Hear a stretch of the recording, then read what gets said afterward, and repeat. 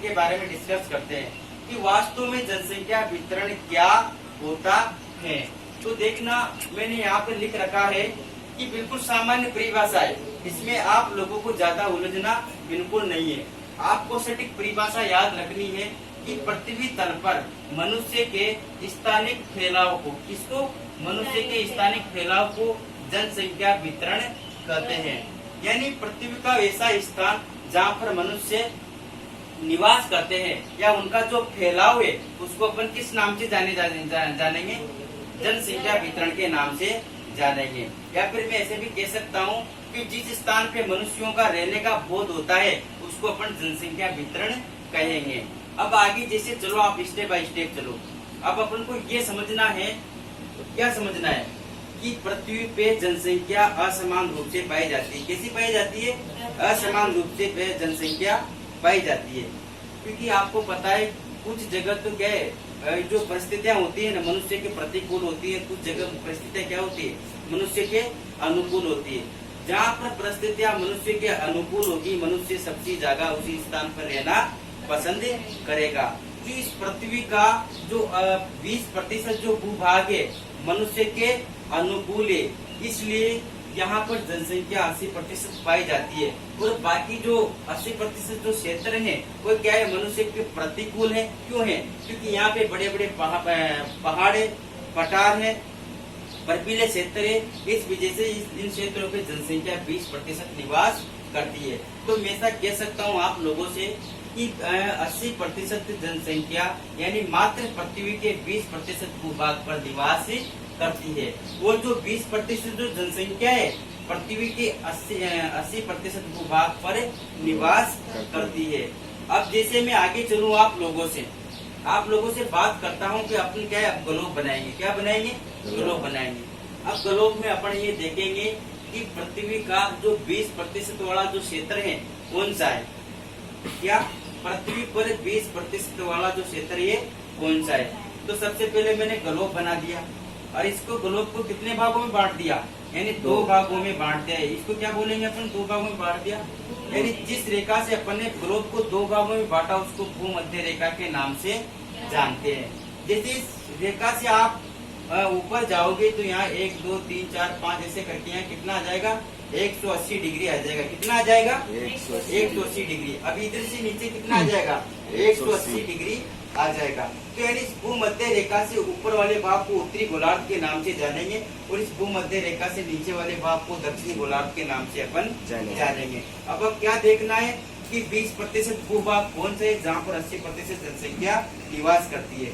तो अपन ने देखा यहाँ पर इंगित किया ये 20% क्या है, ये 20% क्षेत्र है। क्या है? 20% क्षेत्र। अब यहाँ से 20 से लेके 40% क्षेत्र पर ये क्या है, ये 80% जनसंख्या निवास करती है। तो आपने ये भी देखा होगा कि सबसे ज्यादा महाद्वीपों की स्थिति क्या है, भूमध्य रेखा के यानी उत्तरी गोलार्ध में है। जैसे है कि यहाँ पर एशिया महाद्वीप है और इसी के पास ही क्या है, यूरोप महाद्वीप है, यहीं पे अफ्रीका महाद्वीप है, ये उत्तरी अमेरिका है थोड़ा सा, और जो दक्षिणी अमेरिका महाद्वीप है नीचा निकला हुआ है। और जो नीचे वाला जो महाद्वीप है ओशिनिया, वहाँ पर जनसंख्या बहुत कम पाई जाती है।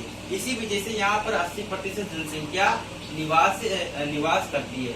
अब पृथ्वी का जो 20% भूभाग है, 20% जो जनसंख्या है वो 80% भूभाग पर निवास करती है। क्योंकि जो 20% जो जनसंख्या है 80% भूभाग पर निवास करने का कारण ये है कि वहाँ की जो जलवायु है, जो मतलब जो धरातल है मनुष्य के क्या है, बिल्कुल प्रतिकूल है। प्रतिकूल क्यों है? क्योंकि मनुष्य वहाँ पर रह नहीं सकता। प्रतिकूल है बिल्कुल। कहीं तो गर्मी ज्यादा होगी तो कहीं पर ठंड ज्यादा होगी, कुछ स्थान पर बर्फीला क्षेत्र होगा, पठार होगी, जंगल होगी। इस वजह से मनुष्य वहाँ पर रहना पसंद नहीं करता। अब मैं आगे चलो, जैसे एक बात आप लोगों से ये करता हूँ कि उत्तरी गोलार्ध में पूरे संसार की कितनी प्रतिशत जनसंख्या, उत्तरी गोलार्ध में पूरे संसार की 85% जनसंख्या निवास करती है, जबकि दक्षिणी गोलार्ध में कितनी करती है, 15% जनसंख्या निवास करती है। अब अपन को ये समझना है कि जिस प्रकार से 80% जनसंख्या उत्तरी गोलार्ध में निवास करती है नहीं करती। और इस वाले क्षेत्र पे 4 महाद्वीप लगभग कितने, 4 महाद्वीप। तो सबसे ज्यादा 80% जनसंख्या तो इस भाग में निवास करती है। तो इससे भी ज्यादा मतलब ये 80% में से भी देखो आप, सबसे ज्यादा यूरेशिया महाद्वीप में निवास करती है। कौन से महाद्वीप में? यूरेशिया महाद्वीप में निवास करती है। इसको यूरेशिया क्यों कहा जाता है? क्योंकि यूरोप और एशिया को मिलाकर के यूरेशिया कहा जाता है। यानी इस महाद्वीप में 80% की 3/4 जनसंख्या दोनों महाद्वीपों में निवास करती है। यानी मैं कह सकता हूँ आप लोगों से, ये 75% जनसंख्या मात्र कहाँ पर निवास करती है? यूरोप और एशिया महाद्वीप में निवास करती है। अब 75 में से भी देखो आप कितनी, मात्र 60% जनसंख्या एशिया महाद्वीप में निवास करती है और बाकी 15% जनसंख्या कहाँ पर निवास करती है? यूरोप महाद्वीप में निवास करती है। तो ये तो बात आप लोगों के समझ में आई होगी। और थोड़ी सी मैं बात कर लेता हूँ आप लोगों से कि संसार में कहाँ पर, संसार में जनसंख्या का वितरण बिल्कुल क्या है? असमान है। तो इसका फैलाव देखो आप इस प्रकार से, बिल्कुल इस प्रकार से इसका फैलाव है। अब दूसरी बात अपने समझ रहे हैं कि 2001 के अनुसार संसार की जनसंख्या कितनी थी और 2013 के अनुसार संसार की जनसंख्या कितनी थी। अब मैं आप लोगों से बात करता हूँ 2001 की जनसंख्या को मिलियन में बात करूंगा, 2013 की जनसंख्या को मैं मिलियन में बात करूंगा। तो देखो आप 2001 की जो जनसंख्या थी वो देखो आप 6137 मिलियन थी, जो करोड़ में जैसे मैंने आप लोगों से बात करी तो 613.7 करोड़ है और लगभग में अपन 614 करोड़ भी बोल सकते हैं।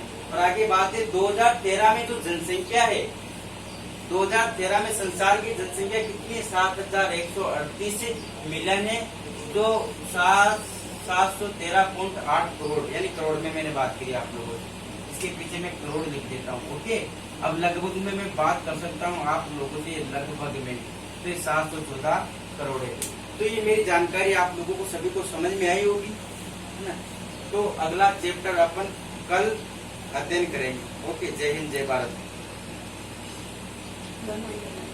हो गया ना?